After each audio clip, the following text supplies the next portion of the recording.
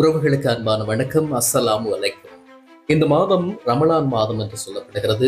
இஸ்லாமிய சகோதரர்கள் நோன்பு நோக்கக்கூடிய காலமாக இருக்கிறது. இந்த காலகட்டத்தில் இஃப்தார் விசேட நிகழ்வுகள் பல இடங்களிலும் நடந்து வரக்கூடிய வழக்கம்.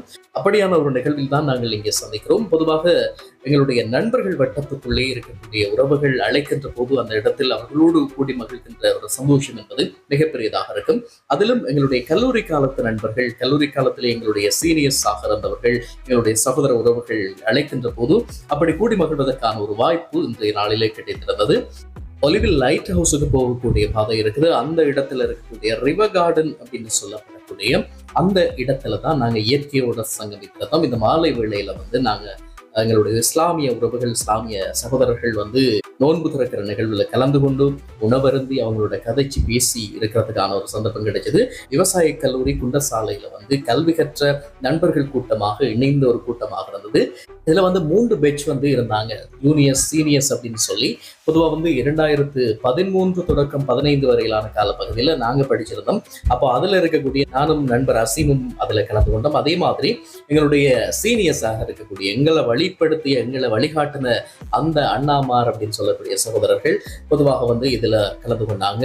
தெளிவண்ணா, அதே போல கருணேஷ் அண்ணா, அதே நேரத்துல இர்ஃபான் நானா, நஜாத் நானா, காமில் நானா, தஸ்னிம் நானா அப்படின்னு சொல்லி கொஞ்சம் பேர் கலந்துருந்தாங்க.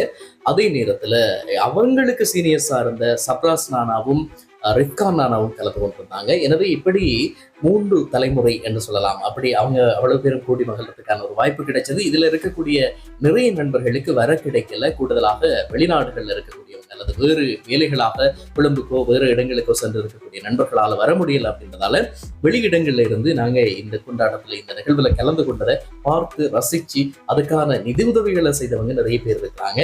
எனவே சனீர் நானா மாதிரி அப்படி வெளியில இருக்கக்கூடிய நிறைய பேருக்கு இந்த இடத்துல வர முடியல அப்படின்னு சொன்னாலும் நாங்க சேர்ந்து கதைச்சுமே அது அப்படின்றதே சந்தோஷமா இருந்திருக்கும். எனவே இந்த இடத்துல கலகலப்பான அந்த மாலை பொழுது போயிருந்தது. குண்டசாலையில என்னென்னலாம் பகுடியா அரட்டையா செஞ்சமோ அந்த ஞாபகங்களை எல்லாம் திரும்ப மீட்டி பார்க்கறதுக்கான ஒரு நேரமா இருந்தது. ஜூனியர்ஸா இருந்தா சீனியர் சொல்றதை செய்யணும் அப்படின்னு சொல்லிட்டு கடைசியா சீனியர்ஸே ஜூனியர்ஸுக்கு வேலை செய்ய வேண்டிய கட்டம் எல்லாம் இருந்தது.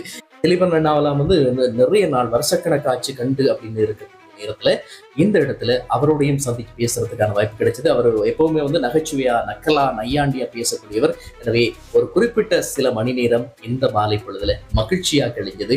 எனவே முடிஞ்ச வரைக்கும் நண்பர்கள் அப்படின்றத விட்டுவிட முடியாது. அதுவும் கல்லூரி நண்பர்கள், கல்லூரி தந்த அந்த உறவுகள்ல நாங்க எப்பவும் கெட்டியா பிடிச்சிருக்கணும் அப்படின்னு சொல்லலாம். எனவே இந்த கூட்டம் இனி பிரியாது. இனி எங்க ட்ரிப் போறதா இருந்தாலும் சரி, என்ன நிகழ்வா இருந்தாலும் சரி, ஒன்னா இருப்பாங்க அப்படின்றதுக்கு ஒரு அடித்தளமாக இந்த இஃப்தார் நிகழ்வு நடந்திருந்தது. எனவே இதுக்கு நிதி அனுசரணை செஞ்ச எங்களுடைய உறவுகள் எல்லாருக்குமே அன்பான நன்றியையும் சொல்லலாம்.